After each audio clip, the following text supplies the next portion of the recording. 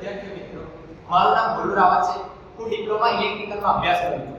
હું તમને આજે એસજીપી ના એક ટોપિક પર થોડું સમજાવીશ, જે આજનો આપણો ટોપિક છે પોટેન્શિયલ ટ્રાન્સફોર્મર. હું તમને પોટેન્શિયલ ટ્રાન્સફોર્મરના વર્કિંગ પ્રિન્સિપલ વિશે થોડી ઘણી સમજ આપીશ. The potential transformer working principle based on Faraday's law. એટલે પોટેન્શિયલ ટ્રાન્સફોર્મરનો વર્કિંગ સિદ્ધાંત છે ફેરાડેનો લો, જે છે આપણો ઇલેક્ટ્રોમેગ્નેટિક ઇન્ડક્શનના સિદ્ધાંત પર પોટેન્શિયલ ટ્રાન્સફોર્મર કાર્ય કરે છે. Two primary winding and one secondary winding make up potential transformer. એટલે કે બે પ્રાઇમરી વાઇન્ડિંગ અને એક સેકન્ડરી વાઇન્ડિંગ થઈને પોટેન્શિયલ ટ્રાન્સફોર્મર બને છે. The high voltage line that needs to be stepped down is connected in parallel the primary winding. એટલે કે પ્રાઇમરી વાઇન્ડિંગ ને પેરેલલમાં કનેક્ટ કરી હાઈ વોલ્ટેજ લાઇનને પ્રાઇમરી વાઇન્ડિંગ સાથે પેરેલલમાં કનેક્ટેડ કરીને આપણે તેનો વોલ્ટેજ ડાઉન કરી શકીએ છીએ.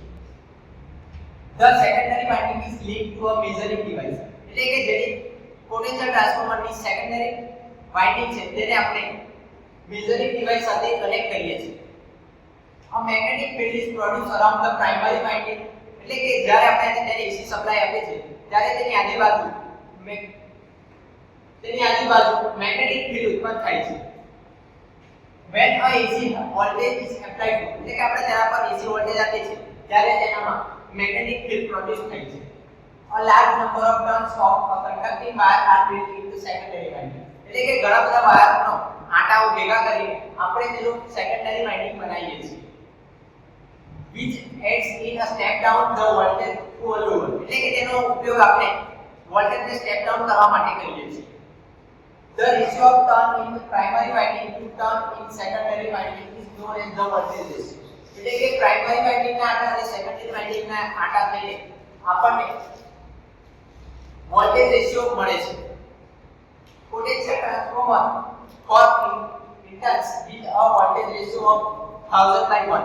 એટલે કે પોટેન્શિયલ ટ્રાન્સફોર્મરનો રેશિયો 1000/1 એટલે કે પ્રાઇમરી સાઇડ 1000 વોલ્ટ હોઈ શકે છે જ્યારે આપણને સેકન્ડરીમાંથી 1 જ મળે છે. ટાઇપ્સ ઓફ PT એટલે પોટેન્શિયલ ટ્રાન્સફોર્મરના પ્રકાર. તે કેટલા પ્રકારના હોય છે?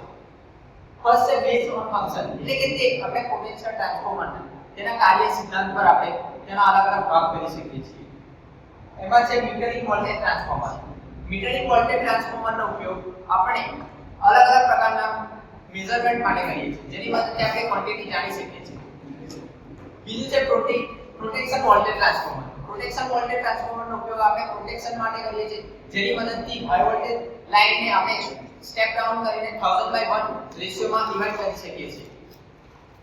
બેઝ ઓન કન્સ્ટ્રક્શન એટલે આપણે કન્સ્ટ્રક્શનના આધારે પણ તેના બે પ્રકાર પડે છે કે જે તેના બંધારણના આધારે કહેવાય છે. તેમાં છે electromagnetic potential transformer. Electromagnetic potential transformer એટલે કે જે ઇલેક્ટ્રોમેગ્નેટિક પોટેન્શિયલ પર કાર્ય કરે છે. તેમજ કેપેસિટિવ પોટેન્શિયલ ટ્રાન્સફોર્મર એક કેપેસિટિવના સિદ્ધાંત પર કાર્ય કરે છે. નમસ્કાર વિદ્યાર્થી મિત્રો, આજે હું તમને પોટેન્શિયલ ટ્રાન્સફોર્મરની અંદર એનો સર્કિટ ડાયાગ્રામ સમજાવીશ. તો સૌથી પહેલા સર્કિટ ડાયાગ્રામની અંદર એસટી ટર્મિનલ છે કે એસટી ટર્મિનલનો ઉપયોગ હાઈ ટેન્શન લાઇનને પીટી સાથે જોડવા માટે થાય છે. પછી ત્યારબાદ છે pressure relief valve. Pressure relief valve એ પીટીની ઉપર હોય છે. જ્યારે પ્રેશર વધી જશે કે કોઈ કારણ ફોલ્ટ થશે તો તેના આ પ્રેશર રિલીફ વાલ્વ દ્વારા બંધ થશે. બરાબર. ત્યાર પછી નાઇટ્રોજન વાલ્વ છે, જેથી નાઇટ્રોજન આપણે એની અંદર ઇન્જેક્ટ કરી શકીએ છીએ. ત્યાર પછી ઓઇલ ફિલિંગ પ્લગ છે કે જ્યારે પેઢીની અંદર આપણે નવું ઓઇલ એડ કરવું હોય ત્યારે આના દ્વારા આપણે ઓઇલને ફિલ કરી શકીએ છીએ, અંદર નાખી શકીએ. ત્યાર પછી ઓઇલ એક્સપાન્શન ચેમ્બર છે કે જેની અંદર ઓઇલનું એક્સપાન્શન થાય છે. ત્યાર પછી ઓઇલ લેવલ ઇન્ડિકેટર છે. ઓઇલ લેવલ ઇન્ડિકેટર એ ઓઇલને વધતા અને ઘટતા પ્રમાણમાં ડિટેક્ટ કર્યા કરે છે, એટલે બતાવ્યા કરે છે. ત્યાર પછી પોર્સેલિન બુશિંગ છે કે જે ટ્રાન્સફોર્મરનો સ્પીડના પ્રોટેક્શન માટે વાપરવામાં આવે છે. ત્યાર પછી એચટી કોઇલ છે કે જે એચટી કેબલ આપણે એની અંદર જોડીએ છીએ પીટી સાથે, તે કોઇલને કંટ્રોલ કરવા માટે અથવા વેચવા માટે એ એચટી કોઇલ આમાં લગાવેલી હોય છે. ત્યાર પછી ટેન્ક વિથ કવર છે કે જે પીટીની નીચે લગાવેલું હોય છે, એ ટેન્કની સાથે જોડવામાં આવે છે. Lifting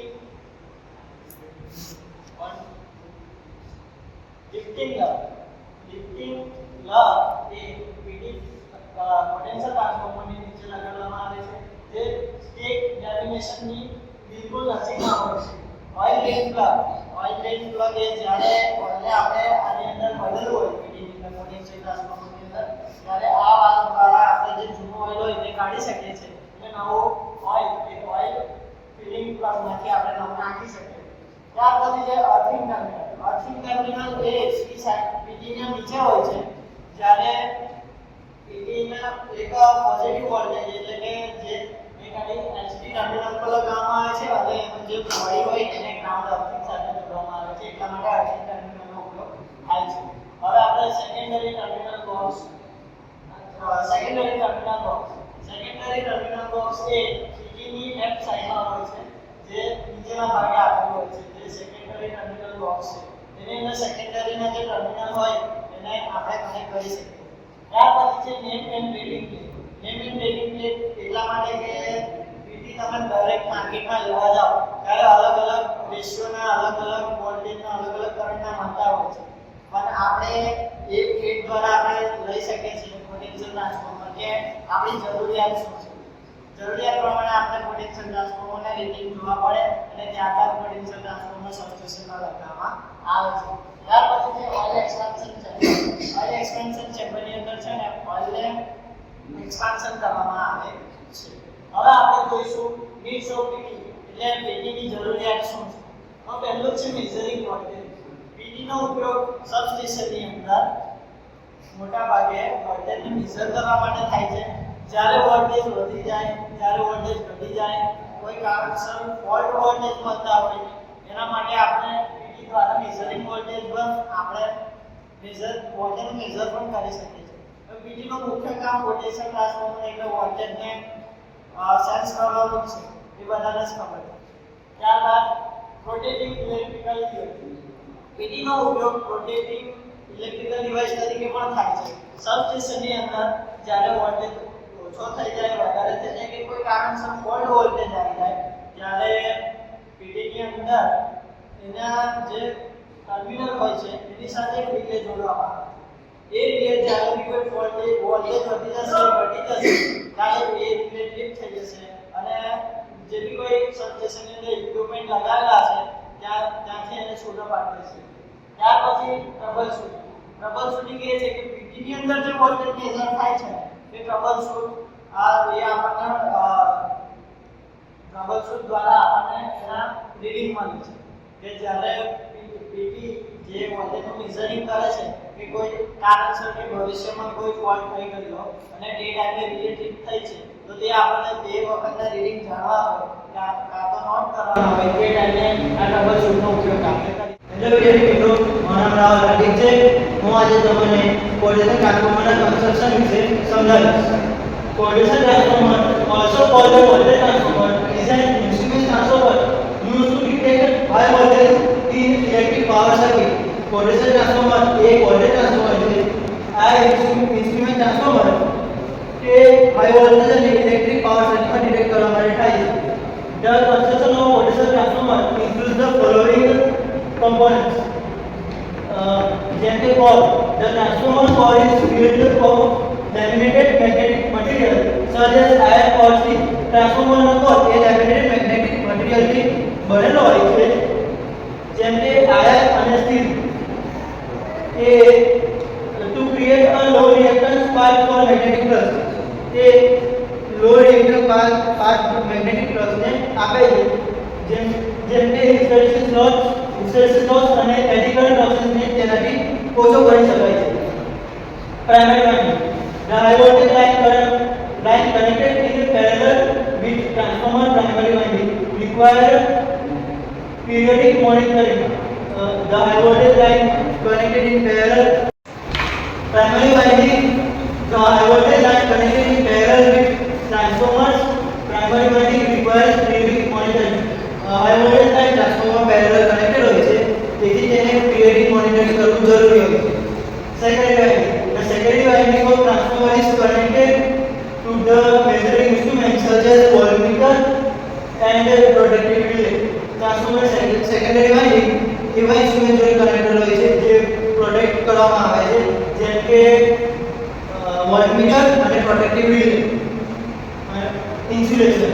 primary and secondary winding of transformer should be electrically isolated from one another able to sustain high voltages.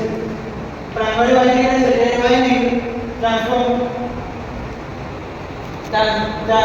electrically isolated હોવી જોઈએ જેથી તે શોર્ટ ના થઈ જાય અને કોઈ ફોલ્ટ ના થાય અને તેને આઇસોલેટ કરવા માટે પેપર ઓઇલ રેઝિન જેવા મટીરીયલ વાપરવામાં આવે છે. The primary and secondary winding of the transformer are connected to the high voltage line and the measuring equipment. The primary winding and secondary winding એ ટ્રાન્સફોર્મરના ટ્રાન્સફોર્મર સાથે connected હોય છે અને તેને હાઈ વોલ્ટેજ અને તેને મેઝરિંગ માટે The primary and secondary winding of the transformer are connected to the high voltage line and measuring equipment. ટ્રાન્સફોર્મરની પ્રાઇમરી વાઇન્ડિંગ અને સેકન્ડરી વાઇન્ડિંગ એ હાઈ વોલ્ટેજ લાઇન અને મેઝરિંગ ઇક્વિપમેન્ટ સાથે કનેક્ટેડ હોય છે respectively using terminals. The terminals need to be built to resist the high current and voltage level. Primary winding and secondary winding A high voltage line અને measuring equipment સાથે connected હોય છે તે terminal દ્વારા connected હોય છે અને terminal એવી રીતે બનાવવામાં આવે છે કે હાઈ વોલ્ટેજ અને હાઈ કરંટને પ્રોટેક્ટ કરી શકે. Protective cover A protective cover is typically placed over the transformer of to guard against environmental elements like moisture and dust and prevent unnecessary contact with the high voltage components. Protective કવરને ટ્રાન્સફોર્મરના ઉપર લગાવવામાં આવે છે. Guard moisture સંબંધ protect કરે છે અને ડસ્ટ અને ઝાકળ જેવા એલિમેન્ટથી બચાવે છે અને તેને હાઈ વોલ્ટેજ કોઈ કોમ્પોનન્ટ હોય તો તેનાથી પણ બચાવે છે. મારું નામ છે રાઠોડ વિશાલ. આજે આપણે જોઈશું protection transformer of function use in relay and monitoring circuit.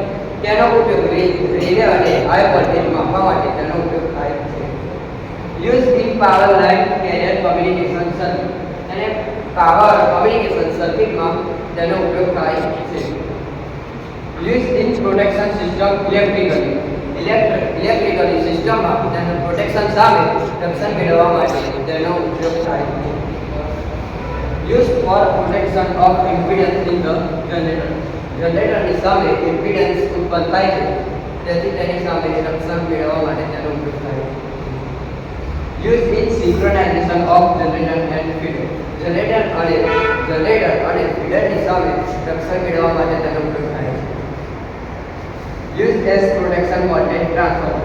Generator અને ફીડરની સામે પ્રોટેક્શન ઉત્પન્ન થાય છે તેથી તેને પ્રોટેક્શન ટ્રાન્સફોર્મર વોલ્ટેજ કહે છે.